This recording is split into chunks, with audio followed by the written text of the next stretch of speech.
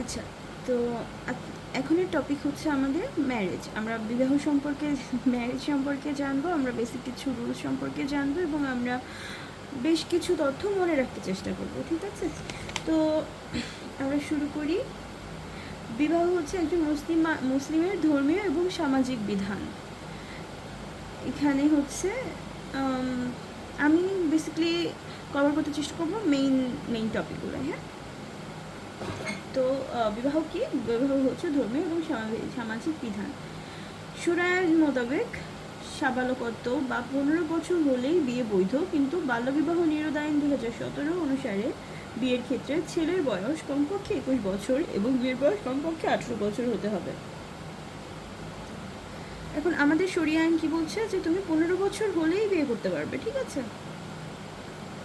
15 বছর। কিন্তু বাল্যবিবাহ নিরোধ আইন 2017, কোনটা? বাল্যবিবাহ নিরোধ আইন 2017, দেখা যাচ্ছে তো, তাই না? বাল্যবিবাহ নিরোধ আইন 2017, এটা অনুযায়ী আমাদের ছেলের বয়স কমপক্ষে হতে হবে 21 বছর। এই যে কয়েকদিন আগে একটা নাবালকের বিয়ে নিয়ে খুব ফেসবুকে তোলপাড়। হ্যাঁ, এটা আসলে বিয়ে ভঙ্গ হবে না, কিন্তু এটা আসলে শাস্তিযোগ্য অপরাধ, আমরা সামনে দেখব। হ্যাঁ, 21 বছর আর হচ্ছে মেয়ের হচ্ছে 18 বছর। তো উক্ত নির্ধারিত বয়সের কম বয়সে বিয়ে করলে, যে মাত্র যেটা আমি বললাম, শাস্তিযোগ্য অপরাধ, কিন্তু তা বিয়ে বাতিল কিংবা অবৈধ হবে না। Muslim marriage and divorces registration act 1974 এর 3 ধারা অনুযায়ী বাংলাদেশে প্রত্যেক মুসলিম বিবাহের রেজিস্ট্রেশন করা কি বাধ্যতামূলক। তাহলে কি যদি প্রশ্ন আসে যে মুসলিম আইনে বিয়ে রেজিস্ট্রেশন করা কি বাধ্যতামূলক কিনা, রেজিস্ট্রেশন করা কি বাধ্যতামূলক। হ্যাঁ, এটা কোন আইন অনুযায়ী? কোন আইন অনুযায়ী? মাত্র বললাম যে Muslim marriage and divorces act 1974, Muslim marriage and divorces act, marriage and divorces act 1974। হ্যাঁ, এর ধারা কত? 3 অনুযায়ী, সেকশন 3 অনুযায়ী। হ্যাঁ, তো যদি প্রশ্ন আসে যে কত ধারা অনুযায়ী? 3 ধারা অনুযায়ী। কোন আইন অনুযায়ী? Muslim marriage and divorces resolution act অনুযায়ী। রেজিস্ট্রেশন কি বাধ্যতামূলক? হ্যাঁ, এটা বাধ্যতামূলক। কিন্তু রেজিস্ট্রেশন না করলে কি বিয়ে অবৈধ হবে না? একটু আগে আমরা জানলাম যে 18 বছরের নিচে যদি বিয়ে করে, বিয়ে অবৈধ না, কিন্তু শাস্তিযোগ্য অপরাধ। এখানেও যদি রেজিস্ট্রেশন না করে, সেটা শাস্তিযোগ্য অপরাধ, কিন্তু বিয়ে অবৈধ হচ্ছে না। এক্ষেত্রে বিয়ের বিধান লঙ্ঘন করলে, এটার বিধান লঙ্ঘন করলে, দ্যাট মিনস রেজিস্ট্রেশন না করলে তার শাস্তি কি হবে? 2 বছর পর্যন্ত কারাদণ্ড। হ্যাঁ, 2 বছর পর্যন্ত কারাদণ্ড, আর অনধিক 3,000 টাকা পর্যন্ত জরিমানা বা উভয়। আচ্ছা, বিয়ের কিছু অপরিহার্য শর্ত আছে, যেরকম বিয়ের জন্য এক পক্ষ হতে প্রস্তাব দেওয়া লাগে, অন্য পক্ষ থেকে তা গ্রহণ করা লাগে। বেসিক্যালি এটা একটা কন্ট্রাক্টের মতন হয়। তারপরে হচ্ছে যখন সেটা গ্রহণ হবে, একই বৈঠকে সেটা সম্পাদিত করতে হবে, মানে সেম জায়গায় বসে সম্পাদিত করতে হবে। এরপরে হচ্ছে 2জন পুরুষ সাক্ষী লাগবে, বা একজন পুরুষ বা 2জন মহিলা সাক্ষী লাগবে। বেসিক্যালি যখন একটা পুরুষ একটা পুরুষকে রিপ্লেস করতেছে আমাদের 2টা নারী। হ্যাঁ, আচ্ছা, বিয়ের আমরা প্রকারভেদ সম্পর্কে জানি। বিয়ে হচ্ছে 3 রকমের বিয়ে হতে পারে। একটা হচ্ছে বৈধ, ভ্যালিড, একটা হচ্ছে অবৈধ, ভয়েড। আচ্ছা, 3 প্রকার, ভয়েড, একটা হচ্ছে ইরেগুলার। এখন বৈধ আইনের ক্ষেত্রে যখন হচ্ছে মানে মুসলিম আইন অনুযায়ী কোনো একটা বিয়ে সম্পাদিত হচ্ছে, বা বিয়ে হচ্ছে মুসলিম লয়ে সব কিছু মেনে শুনে করা হচ্ছে, তখন সেটা বেসিক্যালি আমাদের সহি বিবাহ বলা হয়, বা ভ্যালিড বিবাহ। হ্যাঁ, এটাতে স্ত্রী কী হবে? দেনমোহর পাবে, এটাতে ভরণ পোষণ পাবে, সন্তান বৈধ হবে, পারস্পরিক উত্তরাধিকার সৃষ্টি হবে, মানে বেসিক্যালি যে জিনিসগুলো হয় সেগুলাই। হ্যাঁ, এটা তো মনে রাখা তেমন একটা কঠিন কিছু না। কিন্তু অবৈধ বা ভয়ের বিয়ের ক্ষেত্রে তাহলে কী হবে? অপোজিটগুলাই হওয়ার উচিত, তাই না? মানে বেসিক্যালি তো মুসলিম আইন অনুযায়ী যে বিয়ে হচ্ছে কোনো গ্রহণযোগ্যতা নেই, যে বিয়েকে কোনোভাবেই গ্রহণযোগ্য করা যায় না, সেটা হচ্ছে আমাদের ভয়েড বিবাহ, যেটা হচ্ছে আইন কোনো ফলাফল নেই, সন্তান অবৈধ হবে, স্ত্রী দেনমোহর পাবে না, পারস্পরিক উত্তরাধিকার সৃষ্টি হবে না। মানে আমরা একটু আগে যেটা জানতে পারলাম বৈধতে আমরা যেগুলো, সেগুলোর অপোজিটটা এখানে। এরপরে হচ্ছে অনিয়মিত বিবাহ। অনিয়মিত বিবাহটা কি?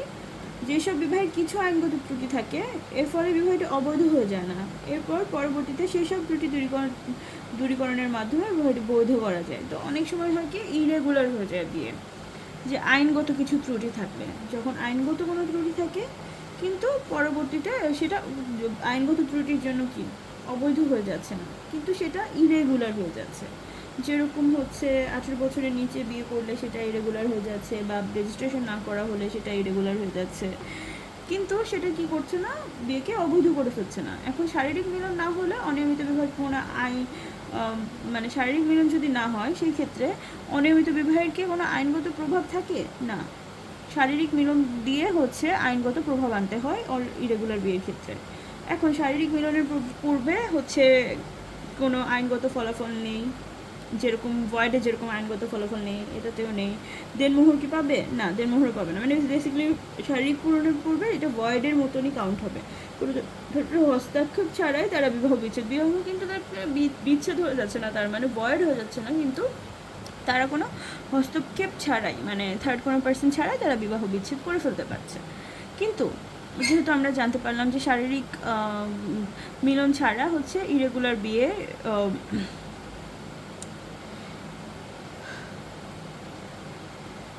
ইরেগুলার বিয়ের কোনো আইনগত মানে লিগাল ইফেক্টটা বেসিক্যালি থাকে না।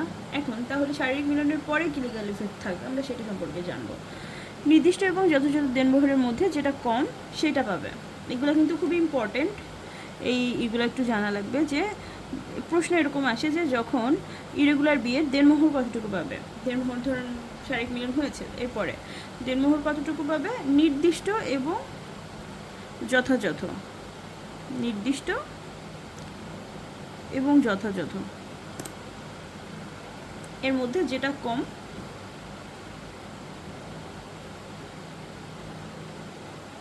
এই দুটার মধ্যে যেটা কম সেটা পাবে। হ্যাঁ, এরপরে ইদ্যত পালন বাধ্যতামূলক হয়ে যায় তাদের জন্য। তালাক বা মৃত্যুর ক্ষেত্রে 3 মাসের ইদ্যত পিরিয়ড পালন করতে হবে, সন্তান বৈধ হবে এক্ষেত্রে, আর ইদ্যতকালীন সময় ভরণ পোষণ পাবে না। তাহলে ইদ্যতকালীন সময়ে কি সে ভরণ পোষণ পাবে না? ইদ্যত পালন করা কি তার জন্য বাধ্যতামূলক? হ্যাঁ, শারীরিক মিলনের পরেও তাকে ইদ্যত পালন করা তার জন্য বাধ্যতামূলক। তালাক বা মৃত্যুর ক্ষেত্রে 3 মাসের ইদ্যত তাকে পালন করতে হবে। কয় মাসের ইদ্যত? ইরেগুলার বিয়ের পরে শারীরিক মিলনের পরে 3 মাসের। সন্তান কি বৈধ হবে? হ্যাঁ, সন্তান বৈধ হবে। ইদ্যতকালীন সময়ে কি ভরণ পোষণ পাবে? না। ইরেগুলারের ক্ষেত্রে ইদ্যতকালীন সময় কোনো ভরণ পোষণ পাবে না। তাহলে কি আসতেছে, এই জিনিসগুলো আরেকবার একটু রিভিশন দিই। যে ইরেগুলার বিয়ের ক্ষেত্রে যখন নির্দিষ্ট এবং যথাযথ দেনমোহরের মধ্যে যেটা কম সেটা পাবে, ইদ্যত পালন করা তার জন্য বাধ্যতামূলক হবে। তালাক বা মৃত্যুর ক্ষেত্রে সেক্ষেত্রে তাকে কত দিনের ইদ্যত পালন করা লাগবে? 3 মাসের ইদ্যত পালন করা লাগবে। মানে বেসিক্যালি যখন ছাড়াছাড়ি হয়ে যাচ্ছে তখন কি তার জন্য ইদ্যত পালন করা বাধ্যতামূলক? হ্যাঁ, তখন তার জন্য ইদ্যত পালন করা বাধ্যতামূলক, 3 মাসের ইদ্যত তাকে পালন করতেই হবে। এরপরে হচ্ছে সন্তান তার বৈধ হয়ে যাচ্ছে ভ্যালিডের মতনই, আর ইদ্যতকালীন সময় সে ভরণ পোষণ পাবে না। হ্যাঁ, ইরেগুলার বিয়ের ক্ষেত্রে এটা হবে যে ইদ্যতকালীন সময় সে ভরণ পোষণ পাবে না। এরপরে যে সকল কারণে বিয়ে অনিয়মিত হয়, আমি এই যে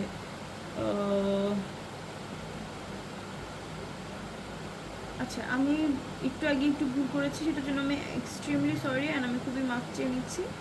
যে আমি একটু আগে বলেছিলাম যে অনিয়মিত বিয়ে, ওটা অ্যাকচুয়ালি আইনগত ত্রুটির ক্ষেত্রে হয়, এটা সত্যি কথা যে আইনগত ত্রুটির ক্ষেত্রেই হয়, কিন্তু আমি 2টা এক্সাম্পল দিয়েছিলাম, ওই এক্সাম্পল 2টা একটু মানে হবে না, ওই এক্সাম্পল 2টা আপাতত নেই, উল্লেখ নেই। অনিয়মিত বিবাহের ক্ষেত্রে হচ্ছে কী কারণে বিবাহ অনিয়মিত হয়, কিছু কিছু কারণ জেনে রাখা খুব ইম্পর্টেন্ট। সেটা হচ্ছে সাক্ষী ব্যতীত বিয়ে করলে অনিয়মিত হবে, ইদ্যত পালনরত মহিলাকে বিয়ে করলে অনিয়মিত হবে, চতুর্থ স্ত্রী বর্তমান থাকাকালে পঞ্চম স্ত্রী যদি কেউ গ্রহণ করে তখন আম, হবে, তখন হবে অনিয়মিত। একসাথে আপন দুই বোনকে বিয়ে করলে অনিয়মিত হবে। ধর্মীয় ভিন্নতার কারণে নিষিদ্ধ বিবাহ করলে তখন অনিয়মিত হবে। আর 3বার তালাক উচ্চারণের মাধ্যমে তালাক দেওয়া হচ্ছে এমন কোনো স্ত্রী মধ্যবিত্ত বিবাহ ব্যতীত আবার স্ত্রী হিসেবে গ্রহণ করলে অনিয়মিত হবে। তাহলে কি কি কারণে অনিয়মিত হচ্ছে?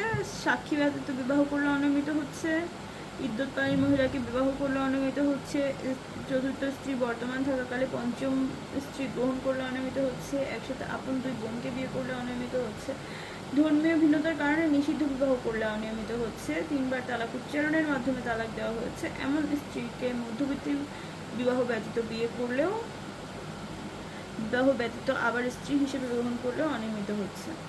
এগুলো একটু মনে রাখা লাগবে। তাহলে যদি মানে আমি একটু করে প্রশ্ন করি, ইদ্যুৎ পালন করলে মহিলাকে বিয়ে করলে কি সেটা নিয়মিত না অনিয়মিত? অনিয়মিত। যদি সাক্ষী ধরেন আমার কোনো সাক্ষী নেই, এখন আমি বিয়ে করলাম, এটা কি নিয়মিত না অনিয়মিত না বৈধ না কি হবে? এটা অনিয়মিত হবে।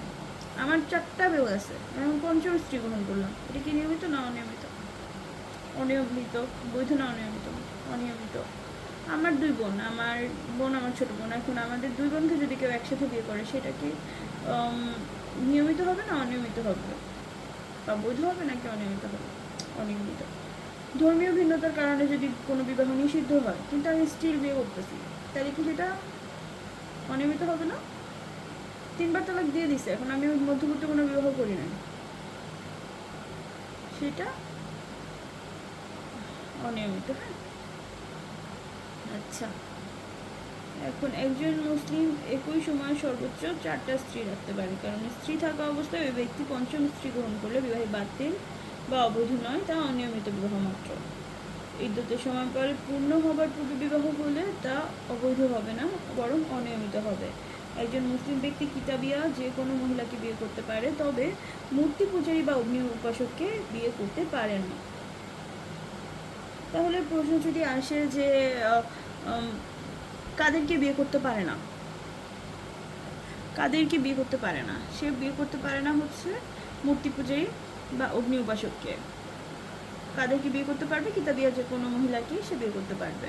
একজন মুসলিম স্ত্রীলোক একজন মুসলিম পুরুষ ছাড়া কাউকে বিয়ে করতে পারে না।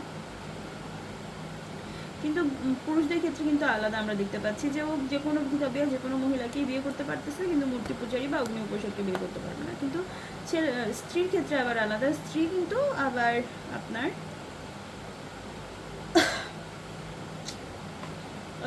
মুসলিম পুরুষ ছাড়া কাউকে বিয়ে করতে পারবে না। মুতা বিবাহ বা অস্থায়ী বিবাহ শুধুমাত্র কাদের ক্ষেত্রে বৈধ বলে স্বীকৃত? শিয়া মতবাদে বৈধ বলে স্বীকৃত অস্থায়ী বিবাহকে। খায়রুল বলাক বা সাবালকত্ব নির্বাচন করতে নাবালক অবস্থায় বিয়ে হলে সাবালক হওয়ার পরে সেই বিয়ে অস্বীকার করার অধিকারকে বোঝায়। তবে এক্ষেত্রে সাবালক হওয়ার পর যৌন মিলন হলে এই অধিকার হারাবে। দেখুন, খায়রুল বালাকটা কি,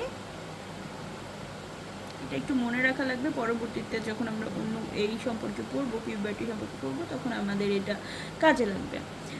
খায়রুল বালাকটা হচ্ছে আমার যখন আমি ধরুন আমি প্রাপ্তবয়স্ক অবস্থায় আমার বিয়ে হলো, 18 বছর যখন আমার পূর্ণ হবে, 19 বছরের আগে আমার কাছে একটা অপশন আসে যে বিয়ে আমি স্বীকার করতে চাই না অস্বীকার করতে চাই, এটার একটা অধিকার আমার উপর বর্তায়, সেটা আমি নিতে পারবো। এটাকে বলা হয় অপশন অফ পিউবার্টি, আমরা পরবর্তীতে যে পড়বো।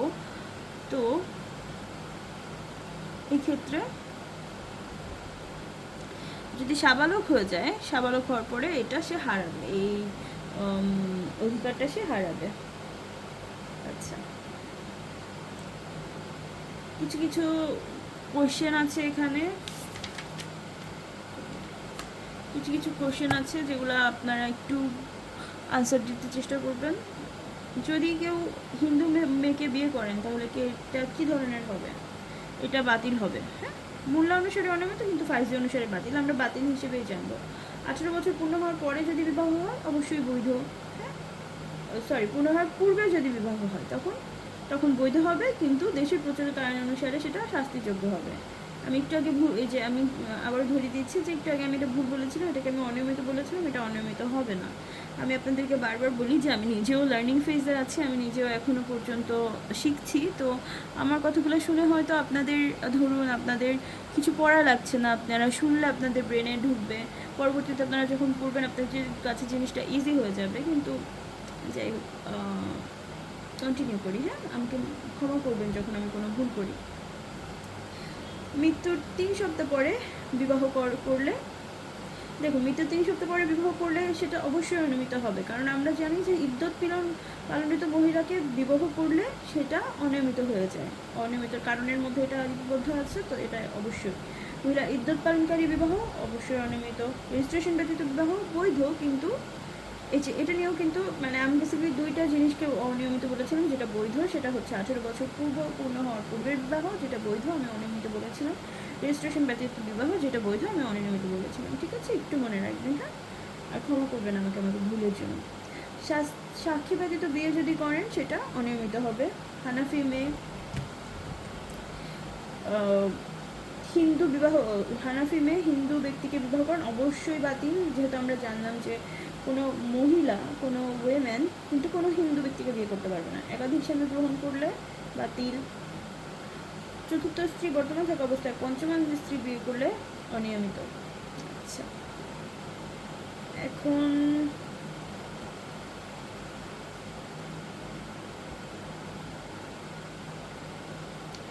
এই যে একটু আগে যে আমরা জানতে পারলাম যে একজন মুসলমানের একই সময়ে এমন 2জন স্ত্রী থাকতে পারবে না যাদের মধ্যে পরস্পর রক্তর বৈবাহিক সম্পর্ক, বৈবাহিক প্রতিপালন সম্পর্কের কারণে এমন সম্পর্ক বিদ্যমান যে 2জনের একজন পুরুষ হলে তারা পরস্পরের আইনসঙ্গতভাবে বিবাহ করতে পারতো না। যেরকম 2 বোন, ফুপু, ভাতিজি, খালা, ভাগ্নি, এগুলোকে কী বলা হয়? আনলফুল কনজাংশন বলা হয়।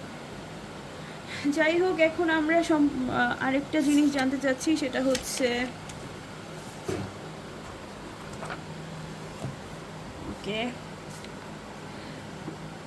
নিষিদ্ধ বিয়ে সম্পর্কে আমরা জানবো। বিয়ে কখন কখন নিষিদ্ধ হবে, এটা ইম্পর্টেন্ট, একটু মনোযোগ সহকারে শুনবেন।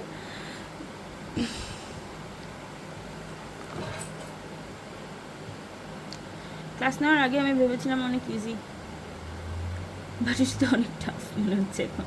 আচ্ছা, যাই হোক, তো রক্তের সম্পর্কে কিছু বিবাহ বাতিল, কখনো বৈধ করা যাবে না। যেরকম হচ্ছে 3টা আমরা দেখব নিষিদ্ধ, 3টা ক্ষেত্রে আমরা নিষিদ্ধ দেখব। একটা হচ্ছে কনস্যাঙ্গুইনিটি,